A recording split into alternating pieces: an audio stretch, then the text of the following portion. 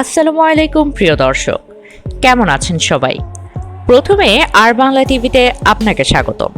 বন্ধুরা, আজকের ভিডিওতে আমরা আলোচনা করব বিশ্বের বড় 5টি বিমান নিয়ে, যা আপনি আগে কখনো শুনেননি বা চিন্তাও করেননি। তাই ভিডিওটি শেষ পর্যন্ত দেখুন এবং লাইক শেয়ার করে আপনার মতামত পেশ করুন। আর আমাদের চ্যানেলে নতুন হলে অবশ্যই চ্যানেলটি সাবস্ক্রাইব করে পাশে থাকবেন। 121 বছর আগেও আকাশে ওড়ার স্বপ্ন মানুষের কাছে অধরাই ছিল। মানুষকে আকাশে ওড়ার স্বপ্ন দেখিয়েছেন রাইট ভ্রাতৃদ্বয়, যাদেরকে সারা দুনিয়া রাইট ব্রাদার্স হিসেবে চেনে। ঊনবিংশ শতাব্দীর শেষ ভাগে জন্ম নেয়া দুই সহোদরের কল্যাণে আজ মানুষ পাখির মতো আকাশে উঠছে। পাখির মতো আকাশে উঠতে পারার স্বপ্ন থেকে মানুষ যে বিমান তৈরি করেছিল, সেটি এখন আস্তে আস্তে আধুনিক থেকে অত্যাধুনিকে পরিণত হয়েছে। এই বিমানগুলোর মধ্যে সবচেয়ে বড় বিমানগুলো সম্পর্কে জানার আগ্রহ সবারই থাকে প্রখর। চলুন জেনে নেওয়া যাক তেমনই 5টি বিমান সম্পর্কে। বিশ্বের বৃহত্তম যাত্রীবাহী বিমানগুলোর বেশিরভাগ তৈরি করে এয়ারবাস এবং বোয়িং। তবে সবচেয়ে বেশি যাত্রী ধারণ ক্ষমতা সম্পন্ন বিমান রয়েছে এয়ারবাসে। এই বিমানটি হচ্ছে এয়ারবাস 380-800, যা টেক্কা দিয়েছে বোয়িং 747-কেও।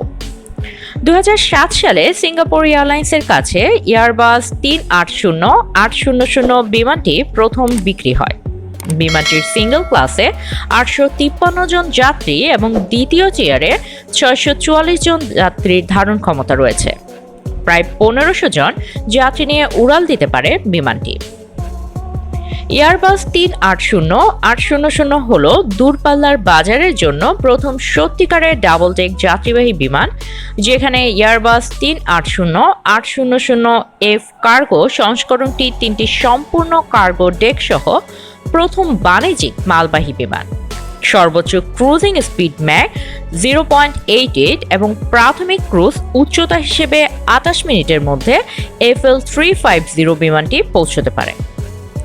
555 সিটের বিমানটি এয়ারবাস A320 এবং A330 অথবা A340 ফ্যামিলির মতো একই ককপিট লেআউট এবং অপারেটিং পদ্ধতি ব্যবহার করে।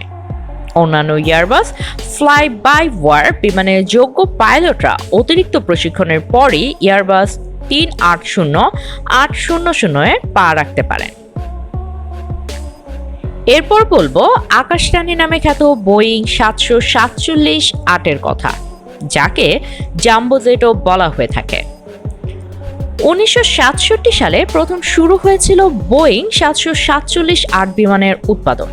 প্রায় 54 বছর ধরে তৈরি হয়েছে বিশ্বের এই বড় উড়ান। মোট 1574টি বোয়িং 747 বিমান তৈরি করা হয়েছে। এর মধ্যে সবচেয়ে বেশি জনপ্রিয়তা পেয়েছে শেষ যে বোয়িং 747-8 বিমানটি তৈরি করা হয়েছে। সেটি 2023 সালে অ্যাটলাস এয়ার সংস্থার হাতে তুলে দেওয়া হবে। তার আগে বিমানটি পরীক্ষামূলকভাবে মহড়া চালাবেন বোয়িং সংস্থার প্রশিক্ষক পাইলট। তারপর রং করা হবে বিমানটি। অন্য আর 4-5টা সাধারণ বিমানের থেকে বোয়িং 747-8 নকশা অনেকটাই আলাদা। এই বিমানে 4টি ইঞ্জিন রয়েছে, 2টি করিডোর। একসঙ্গে প্রায় 500 জন যাত্রীকে নিয়ে উঠতে পারে এই বিমান। এই ধরনের বিমানের সামনের অংশে কুচ রয়েছে। এইসব বিমানে রয়েছে ককটেল লাউঞ্জ, যা লম্বায় 70 মিটার ও 60 মিটার প্রশস্ত। বিভিন্ন দেশের রাষ্ট্রনেতারা এই বিমানে চড়ে থাকেন, ফলে অপহরণের মুখেও পড়তে হয়েছিল বিমানটিকে। তবুও অর্ধশতকেরও বেশি সময় ধরে আভিজাত্যের প্রতীক বহন করে চলেছে বোয়িং 747-8। 2020 সালের তথ্যানুযায়ী বোয়িং 747-8 বিমান 61টি দুর্ঘটনা ও বিপত্তির মুখোমুখি হয়েছিল।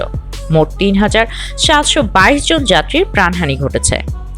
বহুবার দুর্ঘটনা ও অপহরণের মতো অনাকাঙ্ক্ষিত ঘটনার কালো দাগ গায়ে লাগলেও বোয়িং 747-8 বিমানের ঐতিহ্যে চির ধরেনি।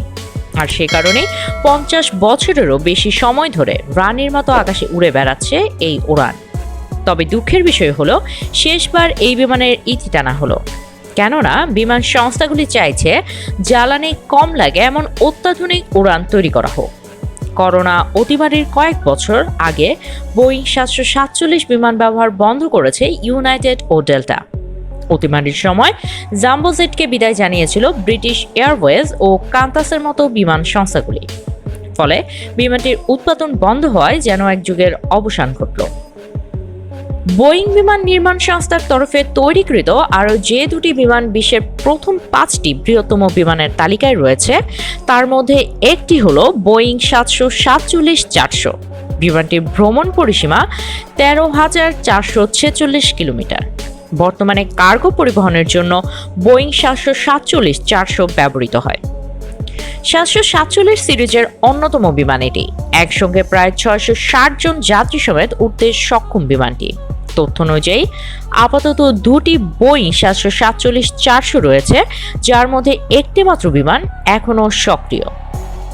অপর বোয়িং নির্মিত বিমানটি হল বোয়িং 777-300। এই বিমানটির ভ্রমণ পরিসীমা 11,165 কিলোমিটার। এর প্রথম উড়ান 2004 সালে। 550 জন যাত্রী সমেত বিমানটি আকাশে উঠতে পারে। 320 থেকে 475 জন যাত্রী বহনের সক্ষম এয়ারবাস বিমানটির ভ্রমণ পরিসীমা 14,600 কিলোমিটার। A340 সিরিজের মধ্যে সবচেয়ে বৃহৎ বিমান এটি। এখন বোয়িং 777-300 বিমানের কয়েকটি সিঙ্গাপুর এয়ারলাইন্স ও ইউনাইটেড এয়ারলাইন্স বিমান সংস্থার অন্তর্ভুক্ত। AN-225 মিডিয়া 1988 সালে বিমানটি ইউক্রেনে তৈরি হয়। আকাশের দানব বলা হয় বিমানটিকে। 2112 কোটি টাকা ব্যয়ের বিমানটিতে রয়েছে 6টি ইঞ্জিন এবং এই 6টি ইঞ্জিন পরিচালনার জন্য রাখা হয়েছে 6 জন পাইলট ও ক্রু। 32টি চাকা রয়েছে, এর জন্য 3 লক্ষ কেজি জ্বালানি প্রয়োজন হয়। ঘন্টার 850 কিলোমিটার গতিবেগের বিমানটি একটানা 15,400 কিলোমিটার পর্যন্ত উড়ে যেতে পারে। পূর্বে সোভিয়েত ইউনিয়ন আর্মি এটি ব্যবহার করত। স্পেস ক্রাফট পরিবহনেও এটি ব্যবহার করা হয়েছে।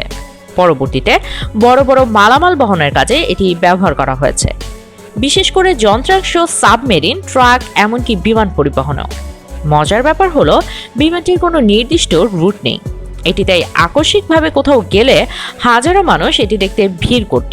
কিন্তু দুঃখের কথা হলো 2004 সাল পর্যন্ত বিমানটি ব্যবহারের কথা থাকলেও রাশিয়া ইউক্রেন যুদ্ধে এটি ধ্বংস হয়ে গেছে।